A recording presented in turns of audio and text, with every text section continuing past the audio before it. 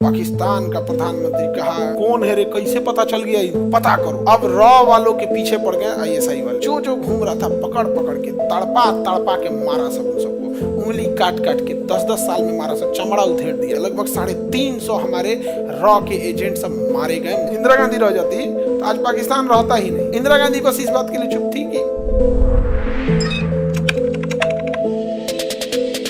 मोरारजी देसाई इतने अजीब प्रधानमंत्री थे कि इनको जब रॉ एजेंट वालों ने कहा कि पाकिस्तान काहुटाबाद में अपना परमाणु बम बना रहा है, आप अनुमति दीजिए, उसी में हम ब्लास्ट करा देंगे। उसमें होता क्या था ना, 2 किलोमीटर पहले ही लोगों को रोक दिया जाता था, तो अंदर कोई जा ही नहीं सकता था। पहाड़ से घिरा एरिया था, तो जो यहाँ से निकल रहे थे उनके पीछे पड़ गया सब। अब उनकी घर की भी सिक्योरिटी तगड़ी है, घर पे भी नहीं जाने से। तो नजर रखते रखते देखा सही कहाँ बाल कटा रहा है सब। तो जहाँ बाल कटा रहा था सब ना, पता चल गया कि अगर परमाणु बम जहाँ बनेगा ना तो उसका रेडिएशन आएगा, और वो रेडिएशन हमारे शरीर पे कहीं कभी हटने वाला नहीं है। तो उन्होंने जब बाल कटाया सब, तो कबाड़ी वाला बन के बालवा बटोर लिया सब।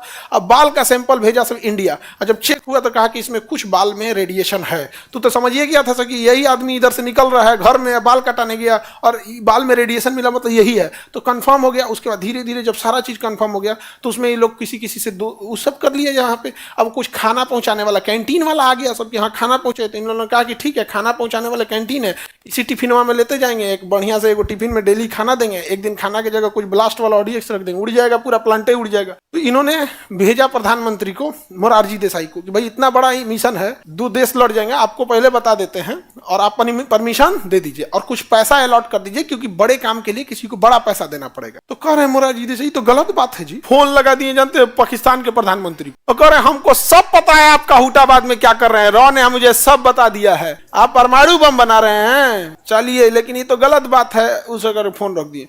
पाकिस्तान का प्रधानमंत्री कहा अपने आईएसआई लेके, रे कौन है रे, कैसे पता चल गया, पता करो। अब रॉ वालों के पीछे पड़ गए आईएसआई वाले, ये कौन इस एरिया में घूम रहा है। जो जो घूम रहा था पकड़ पकड़ के तड़पा तड़पा के मारा सब, उन सबको उंगली काट काट के 10-10 साल में मारा सब, चमड़ा उधेड़ दिया सब। सबसे बुरी मौत अगर किसी को मिलती है तो जासूसों को मिलती है, हमारे इन मोरारजी देसाई की वजह से। और सबको मार दिया। लगभग 350 हमारे रॉ के एजेंट सब मारे गए मोरारजी देसाई की वजह से। और पाकिस्तान का मिशन सक्सेस हो गया, परमाणु बम बनाने वाला। पाकिस्तान इतना खुश हुआ कि मोरारजी देसाई को अपने देश में बुलाया, एयरपोर्ट पे रिसीव करने गया, रेड कारपेट बिछाया, और पाकिस्तान का सर्वोच्च पुरस्कार निशाने पाकिस्तान, जैसे भारत का सर्वोच्च भारत रत्न है ना, वैसे उसका निशाने पाकिस्तान है, पाकिस्तान का सर्वोच्च पुरस्कार दिया गया। वाह वाह, ऐसा प्रधानमंत्री भारत में रहे तो क्या ही करना है, लीजिए। समझा गया कि नहीं? भारत में ना आप मतलब क्या बताया जाए, इंदिरा गांधी बस रह जाती ना, इंदिरा गांधी रह जाती तो आज पाकिस्तान रहता ही नहीं। कसम से बता रहे हैं तुम्हें। पाकिस्तान, बांग्लादेश कहाँ गया?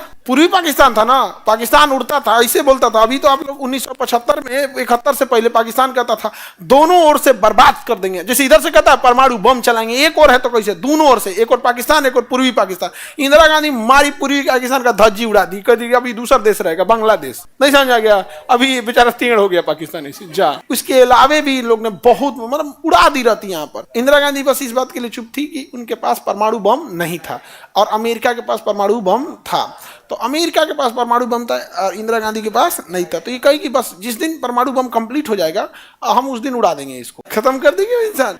जिस समय युद्ध हो रहा था ना, युद्ध हो रहा था इंडिया पाकिस्तान से, और पूरा युद्ध का ऐलान हो गया था, दिल्ली में ये महिला भाषण दे रही थी। जब प्रधानमंत्री बंकर में घुस जाते हैं लोग उस समय, और अपनी सेफ्टी में, उस समय पूरे खुले मैदान में भाषण दे रही थी। लोगों ने पूछा कि आपको डर नहीं लगा?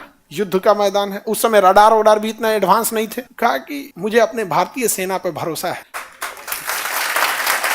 सोचिए, एक प्रधानमंत्री जब श्रेय, इतना बड़ा श्रेय अपनी सेना को देगा तो सेना का मनोबल कितना जबरदस्त होगा। अब अगर वही प्रधानमंत्री कहने लगे कि हमको अपने पे भरोसा है, हो गया।